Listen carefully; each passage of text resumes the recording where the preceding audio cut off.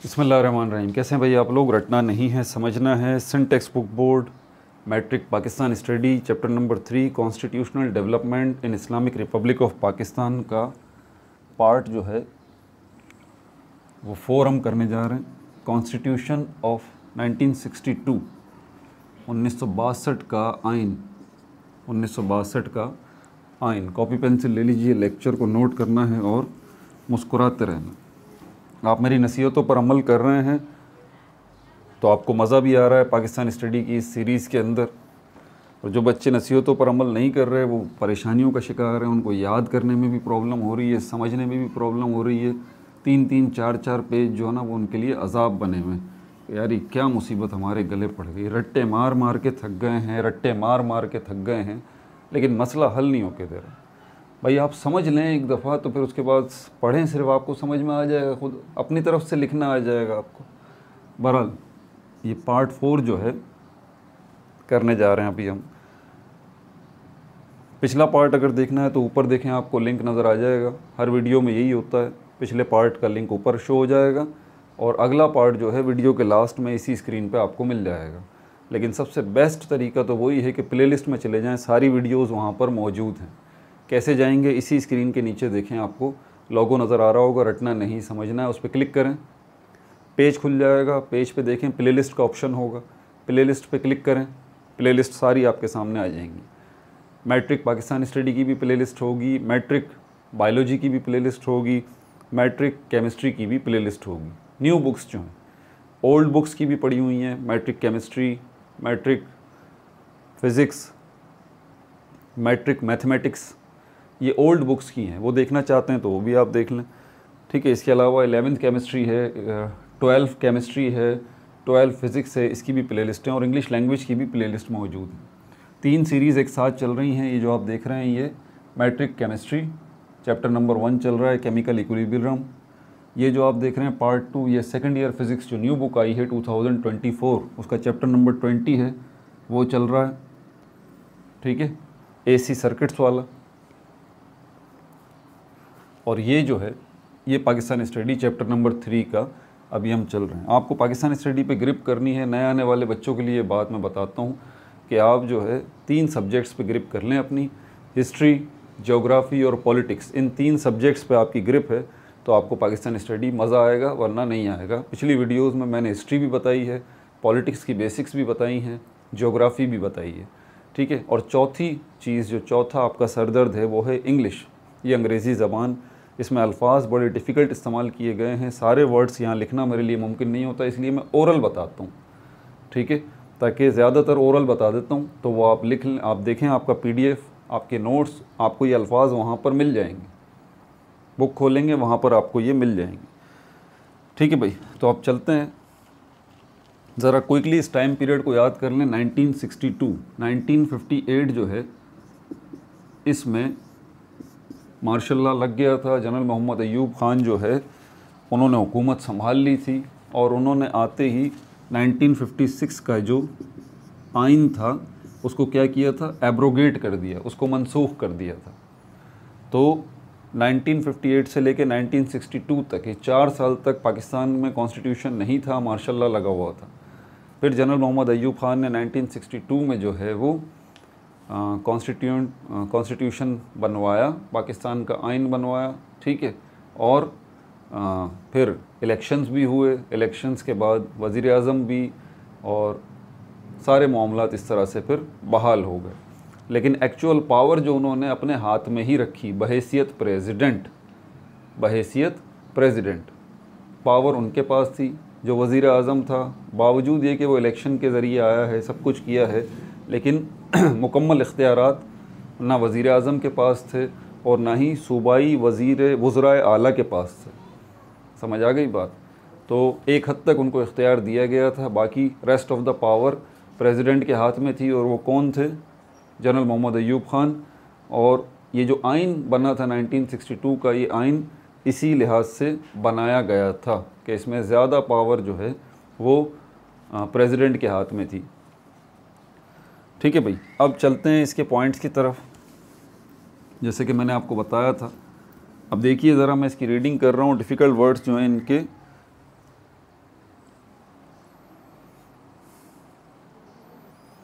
Difficult words जो हैं इनके मायने यहाँ पे मैं लिखूँगा, ठीक है। Constitution of 1962, general Mohammad Ayub Khan got a new constitution prepared. Prepared का मतलब होता है तैयार करवाना है। शुरू में गॉट जो लगा हुआ है ना, इसका मतलब है तैयार करवाया। एक होता है तैयार करना, एक होता है तैयार करवाना। तो general Mohammad Ayub Khan got a new constitution prepared, general Mohammad Ayub Khan ने एक नया आइन बनवाया। विच वॉज प्रोमलगेटेड, जो नाफिज कर दिया गया। प्रोमलगेटेड का मतलब होता है नाफिज कर दिया गया। प्रोमलगेट का मतलब होता है नाफिज कर देना, नाफिज करना। मुल्क में नाफिज कर दिया गया कब?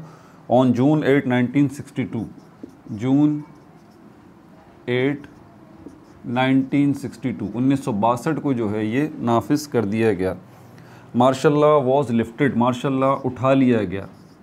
लिफ्ट का मतलब उठाना, मार्शल लॉ जो है वो उठा लिया गया फ्रॉम द कंट्री, मुल्क से। This constitution is known as, ये कॉन्स्टिट्यूशन जो है वो जाना जाता है एज द कॉन्स्टिट्यूशन ऑफ 1962, 1962 के आइन की हैसियत से। एज का मतलब है हैसियत, एज का मतलब है हैसियत,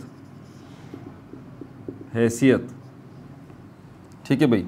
salient features of the constitution of 1962, नुमायाँ खुसूसियात, आप देख लेते हैं इसकी।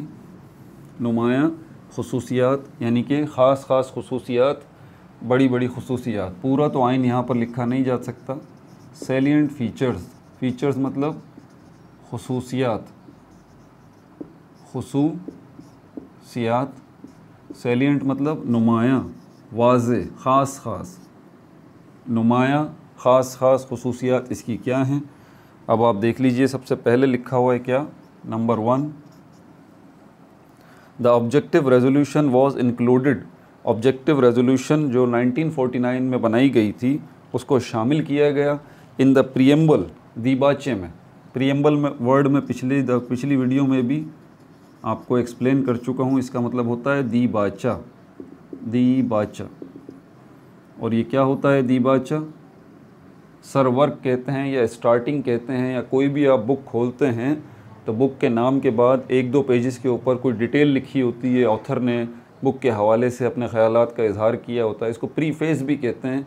लेकिन यहाँ पर प्रियम्बल का मतलब जो दीबाचा है, इसका मतलब ये है कि ये आगे आने वाली चीज़ का हिस्सा है। मतलब आगे आने वाली चीज़ इसके ऊपर बेस कर रही है, जो कि आपको शुरू में ही बता दिया गया है, ठीक है। और आगे आने वाली चीज़ क्या है उस बुक की? पूरा का पूरा आइन, पूरा का पूरा कॉन्स्टिट्यूशन। तो जो भी कॉन्स्टिट्यूशन लिखा जा रहा है, जब आप बुक के पेज पलटेंगे, इस कॉन्स्टिट्यूशन को पढ़ेंगे, लेकिन आप पहले ये जो 1-1.5 सफ़े पे लिखा हुआ है आप इसको पढ़ें। इसकी रोशनी में जो है पूरा का पूरा आइन डिज़ाइन किया गया है। और प्रियम्बल में किसको रखा गया? ऑब्जेक्टिव रेजोल्यूशन को इंक्लूड करवाया जनरल मोहम्मद अयूब खान।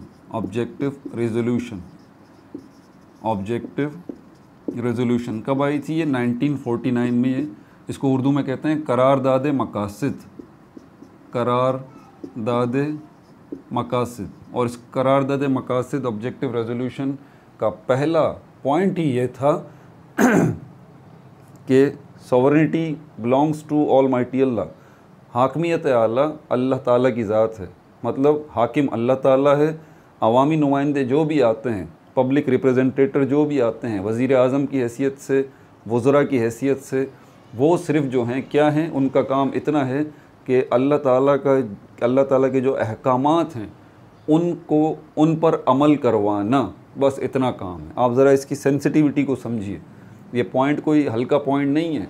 मतलब मुल्क में हुक्म अल्लाह ताला का चलाएगा, और इस हुक्म को, इन अहकामात को चलवाने वाले कौन लोग होंगे? यही अवामी नुमाइंदे। इनकी ज़िम्मेदारी है कि इसको चलाएं। ये अलग बात है कि अवामी नुमाइंदे नहीं चलाते, तभी तो बेड़ा गर्क हो रहा है मुल्क का, ठीक है भाई। तो जनरल मोहम्मद अयूब खान ने इसको कॉन्स्टिट्यूशन का हिस्सा बनाया। नंबर 2 जो है पब्लिक रिप्रेजेंटेटिव्स का मतलब होता है अवामी नुमाइंदे। पब्लिक रिप्रेजेंटेटिव्स मतलब अवामी नुमाइंदे। पब्लिक रिप्रेजेंटेटिव्स, पब्लिक रिप्रेजेंटेटिव्स मतलब अवामी नुमाइंदे कौन है अवामी नुमाइंदे? वही जिनको वोट डाल रहे हैं आप वही आगे जो वज़ीर आज़म बनते हैं, वज़ीर आला बनते हैं, वज़ीर बनते हैं। The public representative would use their powers within the limits prescribe by holy Quran and sunnah. जो भी अवामी नुमाइंदे होंगे वुड यूज़ देयर पावर्स, अपनी ताकत का इस्तेमाल कर सकते हैं विद इन द लिमिट्स, किन हदों में रहते हुए, प्रिस्क्राइब्ड जो कि बयान की हैं बाय होली कुरान और सुन्ना ने। ठीक है, यहाँ पर डिफ़िकल्ट वर्ड्स जो हैं हमारे पास, लिमिट्स मतलब हदें, लिमिट्स मतलब हदें, ठीक है, प्रिस्क्राइब्ड जो बयान की गई हैं, प्रिस्क्राइब्ड जो बयान की गई हैं, प्रिस्क्राइब्ड जो बयान की गई हैं। ठीक है भाई, तीसरा पॉइंट जो है इसका, तीसरा पॉइंट इसमें कह रहे हैं द इस्लामिक रिपब्लिक स्टेटस, इस्लामी जमहूरिया का जो स्टेटस है, जो टाइटल है ऑफ द स्टेट, स्टेट का, रियासत का, वॉज अपहेल्ड, वो अपहेल्ड कर दिया गया। मतलब ये कि वो जो है बरकरार रखा गया। ठीक है, अपहेल्ड का मतलब है, अपहेल्ड का मतलब है बरकरार रखना, बरकरार रखना, क्योंकि पाकिस्तान का नाम इस्लामिक रिपब्लिक ऑफ पाकिस्तान है ना, इस्लामी जमहूरिया पाकिस्तान। तो ये जो नाम है इसको बरकरार रखा गया, अपहेल्ड रखा गया। The Islamic Republic status of the state, रियासत का ये जो स्टेटस था इस्लामिक रिपब्लिक का, इसको बरकरार रखा गया, अपहेल्ड रखा गया। चौथा पॉइंट जो है इसके अंदर क्या बात की जा रही है, no law contrary to the principle of Islam. Contrary का मतलब होता है बरअक्स, कोई भी कानून जो बरअक्स हो, कंट्ररी बरअक्स हो मतलब ख़िलाफ़ हो, कोई भी कानून जो कि ख़िलाफ़ होगा। No law contrary to the principles of Islam, इस्लामी उसूलों के ख़िलाफ़ होगा, बरअक्स होगा। Was to be, no law contrary to the principle Islam was to be enforced, कोई भी कानून ऐसा जो कि इस्लामी, was to be enforced, no law contrary to the principle of Islam was to be enforced.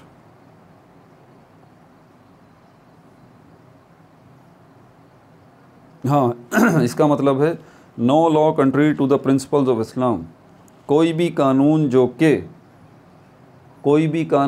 कि इस्लामी उसूलों के ख़िलाफ़ ना हो।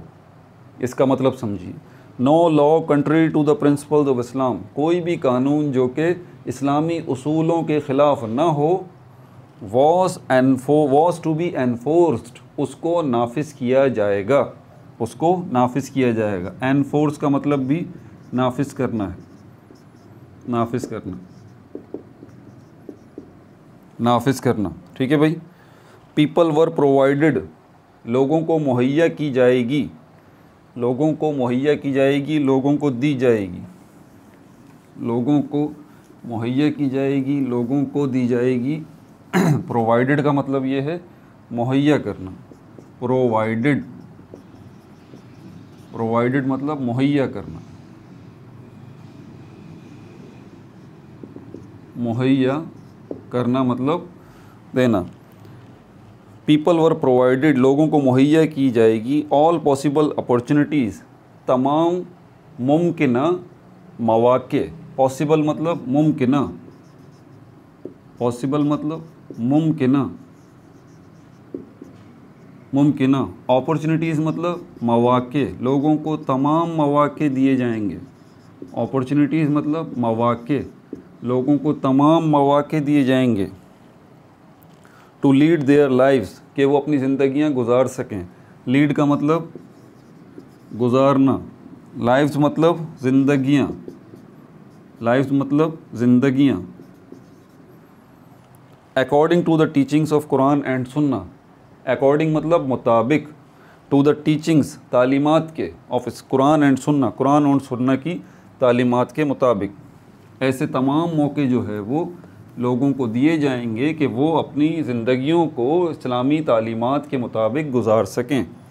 5वां पॉइंट जो है इसके अंदर, इसमें है an Islamic advisory council was setup with the objectives to identify un-Islamic provisions in the existing laws। An Islamic advisory council, ये बड़ा ज़बरदस्त इन्होंने काम किया था। इस्लामिक एडवाइज़री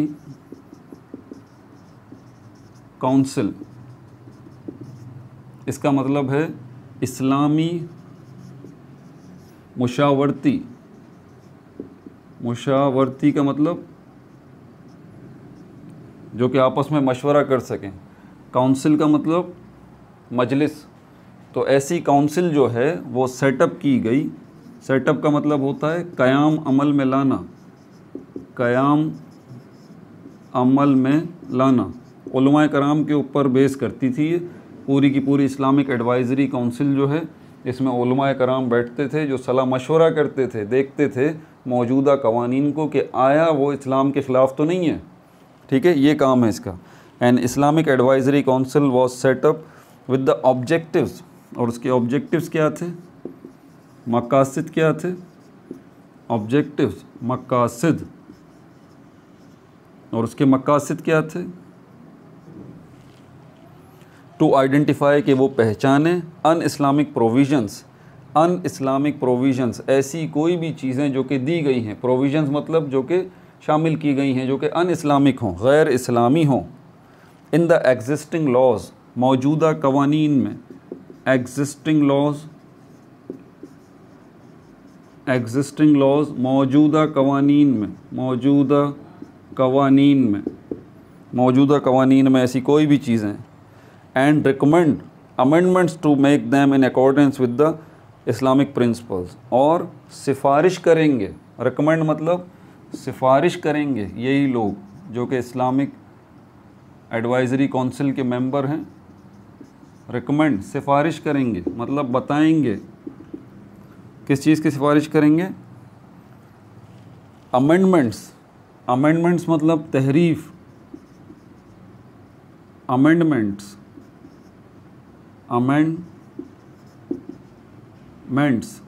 तरामीम, कि तरामीम कीजिए, अमेंडमेंट्स तरामीम कीजिए, चेंजेस कीजिए, किसके अंदर, to make them in accordance with the Islamic principles, कि इसमें आप अमेंडमेंट्स करें, तरामीम करें और इनको बिल्कुल मुताबिक बना दें, किसके, विद द इस्लामिक प्रिंसिपल्स, इस्लामी उसूलों के मुताबिक।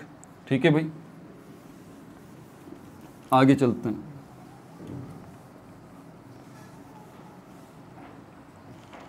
उसके बाद जो हमारे पास छठा पॉइंट है, छठा पॉइंट ये है कि the presidential form of government was introduce, presidential form, सदारती निज़ाम हुकूमत मुल्क में नाफिज कर दिया गया। इसका मतलब ये है presidential form, presidential form of government, सदारती निज़ाम जो है हुकूमत का वो मुतारफ़ करा दिया गया। मतलब सारी पावर अब किसके पास है, सदर के पास है।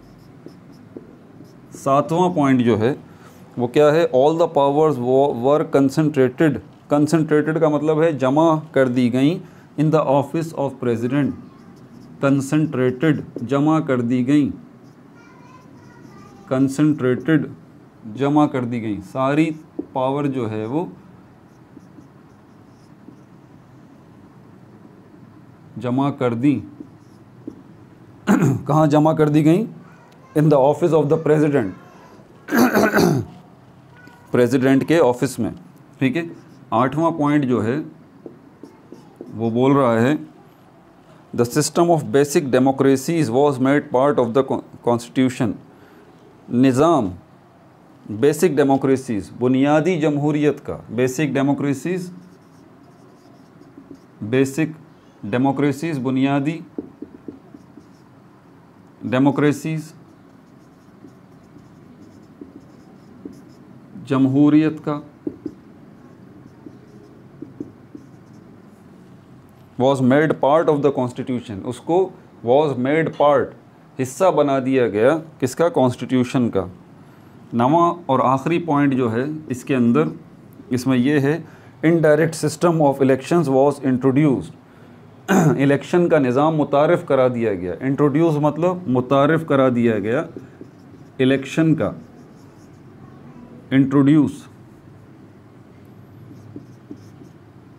इंट्रोड्यूस मुतारिफ़ करा दिया गया।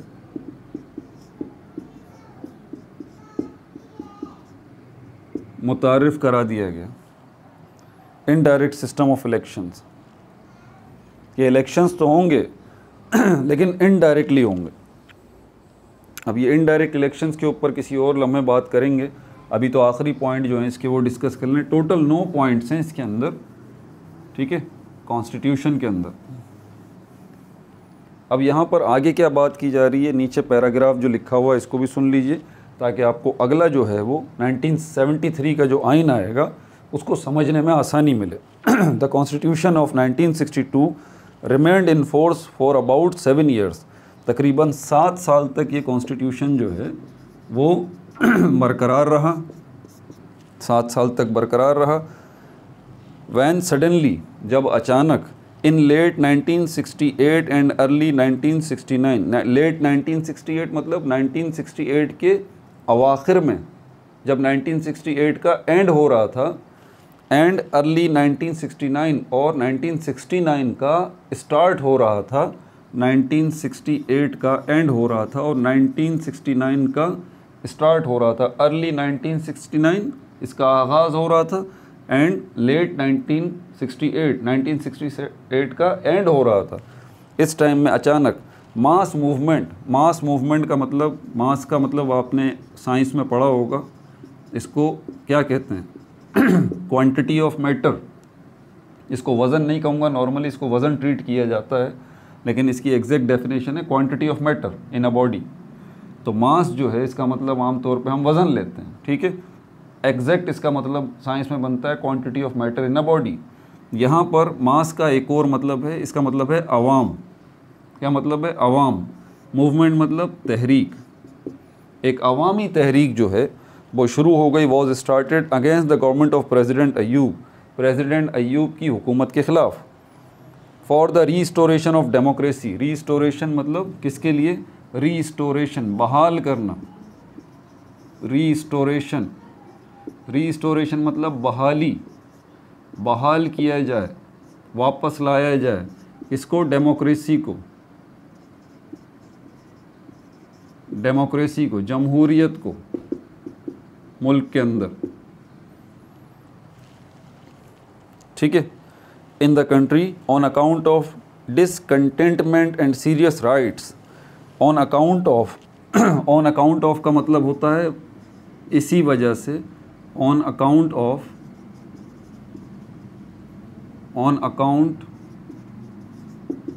मतलब वजह से, किस वजह से? ऑन अकाउंट ऑफ डिसकंटेंटमेंट इसका मतलब होता है अदम इत्मीनान। डिसकंटेंटमेंट, अदम इत्मीनान।